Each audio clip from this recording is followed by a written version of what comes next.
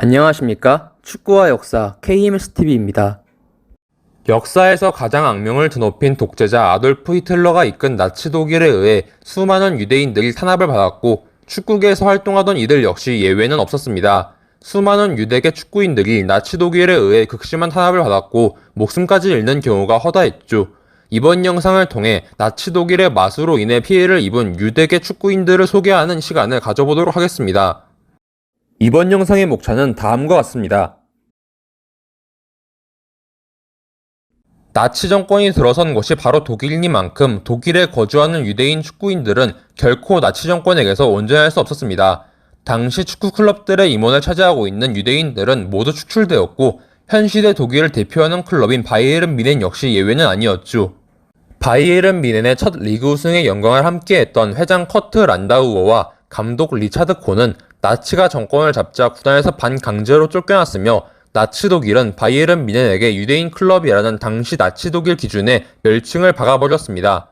그나마 리차드 콘의 경우는 국적이 오스트리아였고 아직 오스트리아가 독일에게 합병당하지 않았기 때문에 독일을 떠날 수 있었지만 커트 란다우어는 그러지 못했습니다. 그렇다고 독일을 떠난 리차드 콘이 운이 좋았냐고 묻는다면 그것은 결코 아닙니다.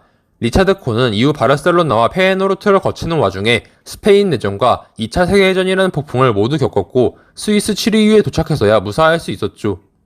어찌되었든 독일을 떠나지 못했던 커트 란다우어는 가족들과 함께 수용소에 갇히는 고초를 겪었는데 커트 란다우어는 제1차 세계대전 당시 독일을 위해 전쟁에 참전했던 경력을 인정받아 풀려날 수 있었습니다. 커트 란다우어는 이후 스위스 제네바로 도주했지만 독일에 남겨진 커트 란다우어의 가족은 대부분 죽임을 당했고 오직 스위스로 몸을 피했던 커트 란다우어와 팔레스타인으로 이주했었던 그의 여동생 헨리 란다우어만이 목숨을 부지할 수 있었죠.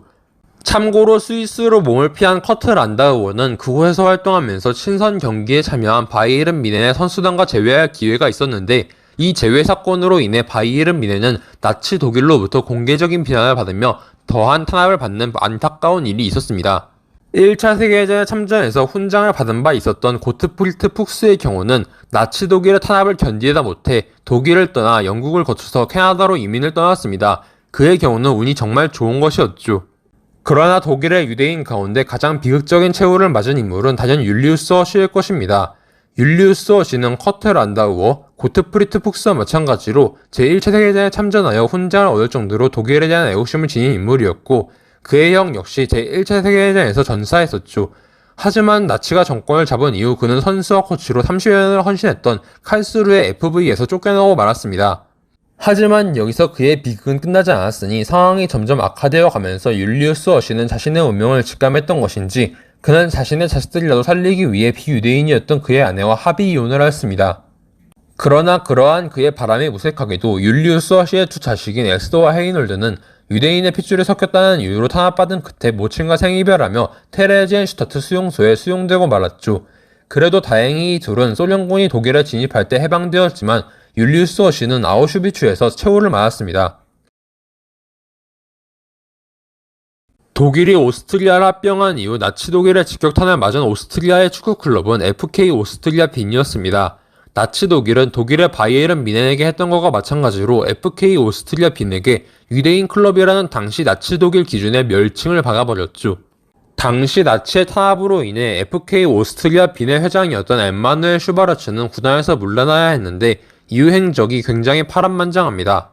슈바르츠는 이탈리아 축구협회 회장이었던 지오바니 마우로의 지원을 받아 오스트리아를 떠나 이탈리아의 볼로냐로 몸을 피할 수 있었는데 문제는 이탈리아 역시 파시즘으로 인해 그리 상황이 녹록치 않았습니다. 그는 우선 나치의 탄압으로부터 가족을 지키기 위해 아내와 합의 이혼을 하였고 모든 재산을 아내에게 맡겼지만 이탈리아에서 생존을 위해 힘겹게 버텨야 했는데 그를 도와준 인물이 다름 아닌 줄리메였죠. 줄리메의 도움으로 프랑스로 몸을 피한 그는 한동안 스포츠 마사지사로 일하며 지낼 수 있었지만 나치 독일로부터 비시 프랑스라는 이름만 남겨진 상태였던 프랑스에서 슈바르츠는 오래 버틸 수 없었습니다. 엠마누엘 슈바르츠는 앙굴렘에서 붙잡혀 오스트리아의 수용소로 이송되었고 수용소에서 강제 노역을 하며 지내게 되었죠. 그런데 여기서 그에게 천운이 따르게 되는데 당시 엠마누엘 슈바르츠를 무척 갈구던 간수 한 명이 문을 열어두어 그가 탈출할 수 있도록 도와주었고 탈출한 슈바르츠는 당시 레지스탕스로 활동하던 축구인 프리드리 도넨펠트와 만나게 되면서 목숨을 부지할 수 있었습니다. 오스트리아 역대 최고의 축구 선수로 꼽히는 마티아스 신델라 역시 나치 독일의 탄압에서 예외는 아니었습니다. 그는 당대 축구계의 아이콘이던 이탈리아의 축구 영웅 주세페 메아차의 유일한 라이벌이라 불릴 만큼 뛰어난 실력을 지녔던 탓에 유대인임에도 불구하고 나치 독일 역시 탐낼 정도로 명성이 드높았던 인물이었으나 오스트리아에 대한 애국심과 자부심이 엄청났던 탓에 독일 유니폼을 입기를 지속적으로 거부하며 버티자 나치 독일의 블랙리스트에 오르고 말았죠. 나치 독일에 의해 오스트리아가 병합된 이후 유대인 타압이 시작되자 마티아스 신델라는 유니폼을 벗고 반강제로 은퇴한 뒤에 술집을 차렸는데 돌연 1939년에 일산화탄소 중독으로 인해 애인과 함께 사망한 채로 자택에서 발견되었습니다. 이 갑작스러운 죽음으로 인하여 마티아스 신델라의 죽음은 현재까지도 미스테리로 남아 그의 죽음이 자살이냐, 사고냐, 혹은 나치에 의한 암살이냐 등으로 갑론을박이 이어지고 있습니다. 이에 대해서 엠마누엘 슈바르츠의 충성스러운 비서로 활동했던 인물이자 마티아스 신델라의 친구였던 에곤 울브리히는 BBC와 인터뷰를 통해 마티아스 신델라의 죽음은 적어도 사고사일 가능성이 낮다는 말로 이야기한 바가 있습니다. 그러나 그가 어떻게 죽었는지에 대해서는 여전히 미스테리로 남아있죠. 이외에도 유대인 축구 클럽이었던 하코아 빈은 나치 독일에게 극심한 탄압을 받았으며 맥스 슈어를 비롯한 여러 하코아 빈 선수들이 목숨을 잃었습니다. 맥스 슈어의 경우는 올랭피크 마르세유에서 축구선수로 활약하던 중에 프랑스가 나치 독일에게 점령당하자 스위스로 몸을 피하는 것을 시도하였으나 도중에 나치 독일군에게 붙잡혀 드렌시 수용소로 이송된 이후 아우슈비츠 수용소로 옮겨져 그곳에서 생을 마감했다고 합니다. 제2차 세계대전이 발발하고 가장 먼저 나치 독일의 마수에 피해를 입었던 폴란드는 수많은 유대인 축구인들의 탄압을 받았고 대부분 그 목숨을 잃고 말았습니다. 나치 독일은 폴란드의 유대인 축구 클럽들을 탄압하였고 그 가운데 특히 유트로젠카 크라쿠프를 극심하게 탄압하였죠. 유트로젠카 크라쿠프 역사상 최다 득점자였던 지그문트 크루몰츠는 폴란드 동부의 수용소로 끌려가 그곳에서 목숨을 잃었고 한때 유트로젠카 크라쿠프에 몸담았다가 마카비 바르샤바로 이적했던 요제프 클로츠 역시 폴란드 국가대표로 활약했던 축구인이었으나 바르샤바 수용소에서 목숨을 잃었죠. 지그문트 슈타이어만은 나치 독일과 소련이 폴란드를 분할 점령할 당시에 소련의 점령지에 있었기에 한동안은 목숨을 부지할 수 있었으나 나치 독일이 바르바로사 작전을 실시하면서 폴란드 동부를 완전히 점령하게 되자 나치 독일에게 붙잡혀 리비우 수용소로 끌려가 목숨을 잃었습니다. 리비우 수용소에서 목숨을 잃은 것은 레온 스펄링 역시 마찬가지였습니다. 레온 스펄링은 KS 크라코비아 소속으로 뛰면서 폴란드 국가대표와 파리 올림픽에 출전한 경험이 있었던 축구인이었으나 그 역시도 나치 독일에 의해 붙잡혀 리비우 수용소에서 목숨을 잃었습니다. 오토 슐로임의 피셔의 경우는 오스트리아에서 축구선수로 은퇴한 이후 나치가 오스트리아를 병합하기 전에 이미 감독으로서 동유럽을 전전하던 인물이었는데 라트비아에 정착했다가 그만 화를 입고 말았습니다. 나치 독일군이 바르바로사 작전을 통해 소련을 침공하는 과정에서 라트비아는 나치 독일군에 의해 점령당했고 오토 슐로임의 피셔는 나치 독일군이 라트비아에서 저지른 학살을 피하지 못해 그곳에서 비극을 당하고 말았죠. 헝가리는 나치 독일에게 호의적인 태도를 취했던 국가였습니다. 그 때문인지 독일이 요구하는 유대인 탄압에 동조하는 모습을 보였는데 이로 인해 수많은 헝가리 유대인 축구인들도 나치 독일의 마수로부터 벗어날 수가 없었습니다. 아르파드 와이즈는 헝가리 축구인들 가운데에서도 거물이었습니다. 그는 헝가리의 축구선수로 활약하면서 파리 올림픽에도 참전했고 말년에 인테르로 이적하여 이탈리아에 정착했죠. 아르파드 와이즈는 인테르에서 감독직까지 맡게 되어 주세페 메아차와 함께 인테르의 리그 우승을 이끌기도 하였고 볼로냐에서도 감독직을 맡아 리그 우승을 이끈 바가 있었습니다. 그러나 이탈리아에서 거주하던 중에 무솔리니의 이탈리아 파시스트 정권이 인종법을 제정하면서 그는 이탈리아를 떠나 네덜란드로 향하였고 2차 세계대전이 발발하자 급히 스위스로 몸을 피하려고 시도하였으나 나치 독일에게 붙잡혀 가족들과 함께 아우슈비츠 수용소로 끌려갔습니다. 비극적이게도 아르파드 와이즈는 그곳에서 목숨을 잃었고 그의 일가족 4명 역시도 가스실에서 몰살을 당했죠. 나치 독일에 의해 가장 큰 피해를 본 헝가리 축구클럽은 MTK 부다페스트였는데 MTK 부다페스트의 영광의 역사를 이끌었던 유대인 축구인들 상당수가 목숨을 잃어야 했습니다. 요제프 브라운은 푸스카스로 대표되는 매직 마자르 세대가 등장하기 전까지 헝가리 축구 역사를 통틀어서 첫 손가락에 꼽힐 법한 레전드 축구 선수였습니다. 그는 MTK 부다페스트의 리그 9연패를 이끈 선수들 중 하나였으며 파리 올림픽에도 참전하였죠. 이후 그는 SK 슬로반 브라티슬라바와 MTK 부다페스트에서 감독직을 수행하기도 했으나 나치 독일이 바르바로사 작전을 통해 소련과 전쟁을 시작하면서 헝가리에게 지원을 요구해오자 헝가리의 노동지원군에 강제징용되어 우크라이나 전선에 파견되었고 그 후에서 비극적인 죽음을 당하고 말았습니다.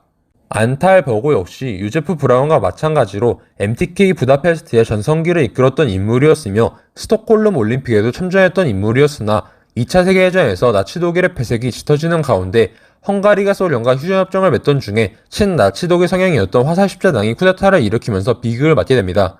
쿠데타로 정권을 잡은 화살십자당은 나치 독일과 손잡고 소련과 대적하던 과정에서 나치 독일의 유대인 말살 정책에 따라 안탈보고를 비롯한 다수의 유대인들을 다뉴브 강에서 총살했습니다.